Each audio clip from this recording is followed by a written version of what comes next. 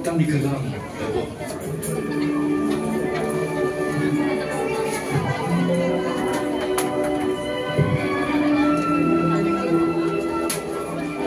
Ako po si Benji de los Santos ng Quezon City at ibabahagi ko po sa inyo ang aking kasaysayan dito po sa Telegram.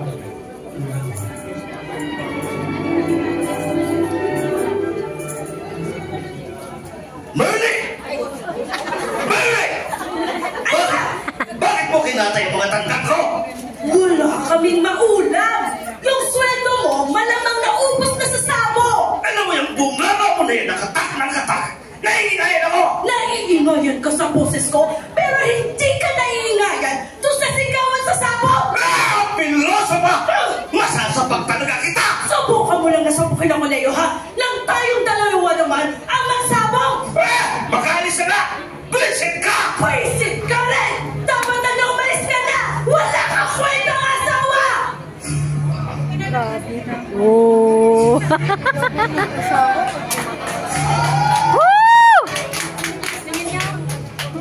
Naglayas na ang anak mong si Benji! Andun na sa tita niya sa gapo. Ikaw nga, Leo, ha? Pwede ka naman magsalita ng hindi pagalit. Parang may almora na sa puwet.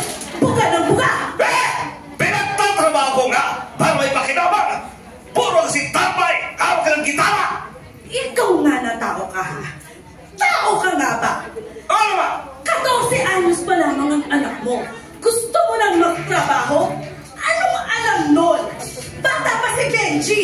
Ikaw nga ang dapat magsumikat, hindi puro sukat. Overtime ka pa. Ang natitira naman sa sahod mo, puro pagod!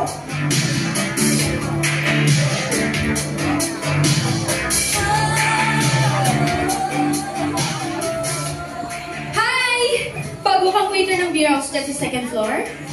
Oo, ang ganda mo namang lady guard. Ako nga pala si Rowie. Mabuti at natanggap ka. Mukhang totoy na totoy ka pa. Siyempre, may basic personality. Gusto naman ako sa taas, kaya ihalatang 14.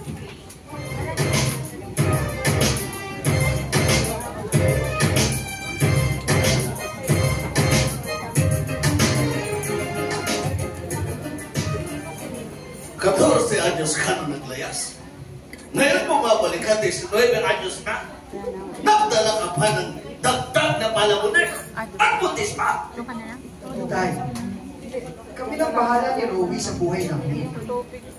Pinapakilala ko lamang po siya sa inyo. Ika, ikaw pala si Rowie. Tagka saan ka nga ba? Sa Romblon po. Doon na po kami ni Benji maninirahan.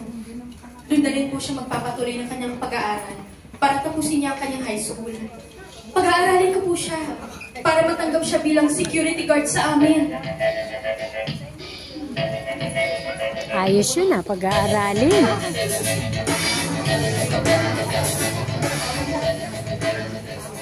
Nag-resign ka sa pagsi-security guard? At pinagpatuloy mo pa yung pagbabanda mo? Rowie, passion ko to eh. Masaya ako kapag tumutugtog sa banda. Eh, sino naman yung Trixie na nabuntis mo na naman? Yun ang passion mo, ha? At doon ka masaya? Benji! Sumuna hanggang langit ang pagtitiis ko sa'yo!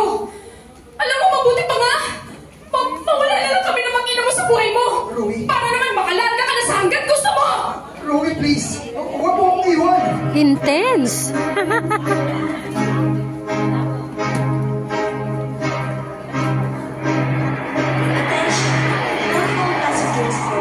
Oh, nag-abroad. You may now board the gate 607. Calling all passengers on flight 747. Ilang araw na rin ako tumutugtog dito sa Hong Kong. Focus na lang ako sa aking karir. Sana mag-lunch ulit dito bukas yung magandang Pinay na taga-bangko. Oh! Inspired kapag nandiyan siya sa table na yan. Pinapanood niya ako. Paano ko kaya siya In love! Kaya lang, natatanili ako kapag nandiyan na siya eh. Oh! Miss mo yung mga request. Di nga! Para makilala mo na siya.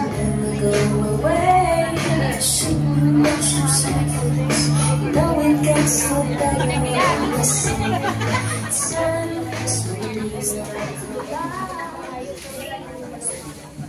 Ay, bago ka lang dito sa Hong Kong,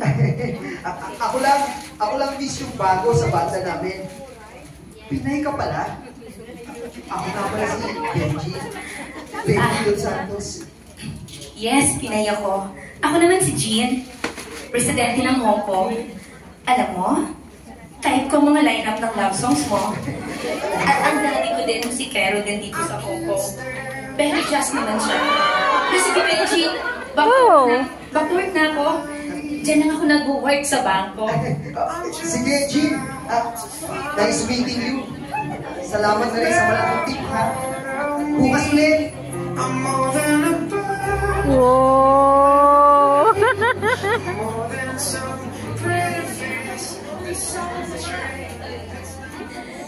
Benji, pasado ka sa daddy ko.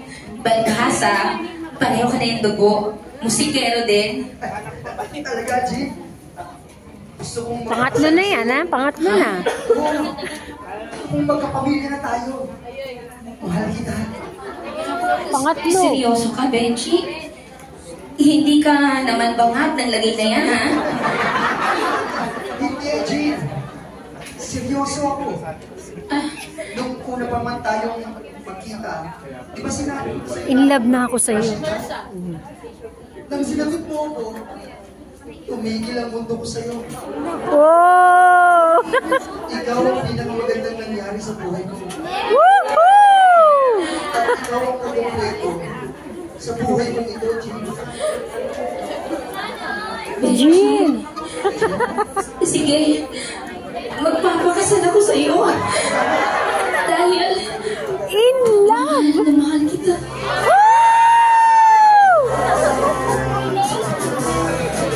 Kinasal na! Woo!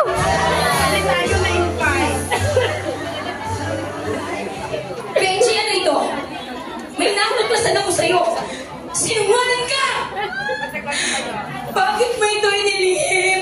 Ouch! Na may mga anak ka pa pala sa Pilipinas. At sa dalawang babae ba? Nilako mo ako! Walang iya ka!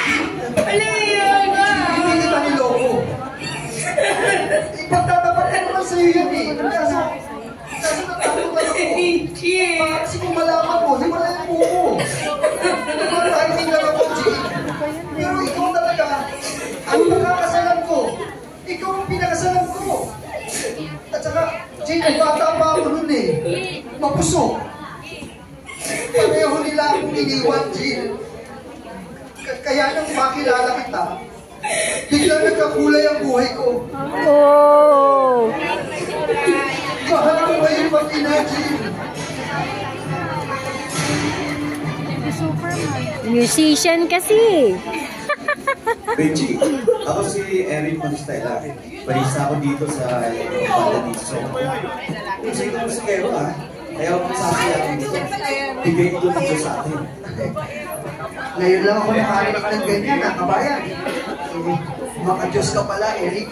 Kabayan, may dinadalo rin kami ng pamilya ko dito sa Hong Kong. Maaari kitang ipakilala sa pastor ko. Musikero din siya. Sabi ko sa'yo, tingin ako sa'yo. Pagkakaroon ng pagbabago ang kaya. Sana akong born again siya. Pwede ba yung kagaya kong makasalanan doon, ha? At iniwalayan ng asawa? Pwede.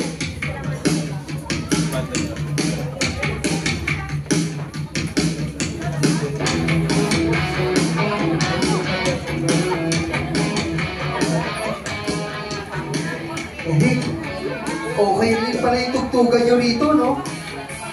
May ganito palang simbahan na puro kapwa Pinoy ang natatrabahan. Pati mga musikero, mga banda rin sila, di ba? Tagal na ako tumutugtog tuwing Sunday pag Benji eh, Benji. may kasama. Kasi Pastor Benji, yun ah. Oo, mga true to life yan. Banda rin ko siya dito sa Hong Kong. Praise God at nakatalo ka sa gawain. Oo nga po eh. Na-touch po ako sa mensahe niyo, Pastor Bong. Oo. Kasi po, may Si problema Brother po kasi ako sa Benji. asawa eh. Gitarista. Iniwan po ako. Gusto na rin pong makipag-iwalay sa akin. Kaya nalulog po ako sa drugs. Si Brother Kasi parang sa akin Benji. po, wala nang kwentang buhay kung wala na yung asawa at anak ko. De Los Reyes. De Los Reyes. Baka si Brother Maristela ba?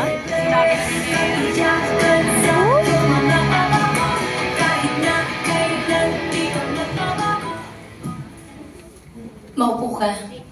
Mag-usap tayo. Pakikinggan kita.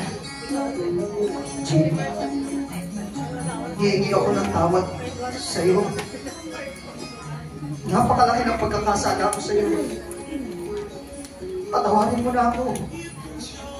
At sana, payagan mo na ako makita yung mga anak ko. At ikaw na rin. Mahal kita, Jim. Wow! Mahal na kita, Benji. At gusto kong sumama sa'yo na malambahan doon sa simbahan mo sa sanctuary. Wow! Sige, isasama kita. Para makilala mo rin yung mga kababaihan doon. Yung wife ni Pastor Bong, si Miss Dan.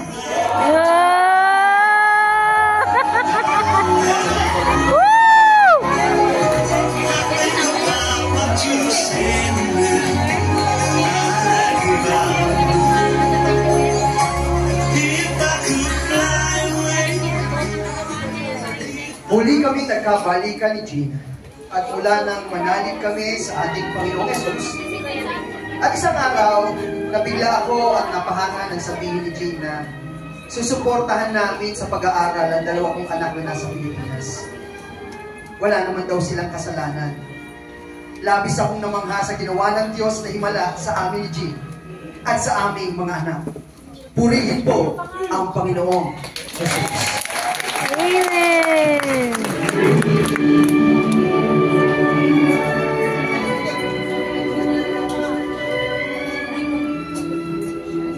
Ang dula po na inyong napakinggan ngayon ay mula sa padalang liham ni Benji de los Santos. Binigyang buhay ni na Bad boy ako. Janelle Briones. Nancy Lazaro. Sabi sa'yo eh. Marita Ansiana Nagal. Ram Mercado. Sa panulat at direksyon, Jerry Peñaloso. Muli, mula sa buhay na Si Benji, Phoenix Ministry, gitarista. maraming salamat po. Sa Diyos po ang papuri.